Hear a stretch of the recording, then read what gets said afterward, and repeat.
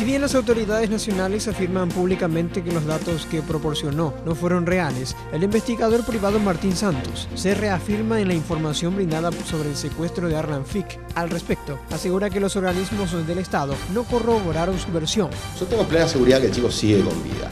No podría confirmarlo, decirte sí, está en tal lado, porque hoy no estoy allá. No tengo la capacidad para volver otra vez al lugar. Pero yo tengo la esperanza de que el chico sigue con vida. No le sirve a esta gente el chico muerto. Hay una entidad del Estado que sí está interesada en la información que nosotros dimos. El secuestro de Arlan Fick tiene un peso mayor el día de hoy, cuando el joven cumple 17 años de edad, estando en manos de sus captores. El ministro del Interior asegura que se sigue trabajando de cerca en el caso y que se corroborará cada versión que reciben sobre su paradero. El gobierno sigue con la postura de imponer que de manera gradual transportistas implementen buses con aire acondicionado y rampas. Por otra parte, desacredita la encuesta de empresarios, donde pasajeros rechazan este tipo de colectivos.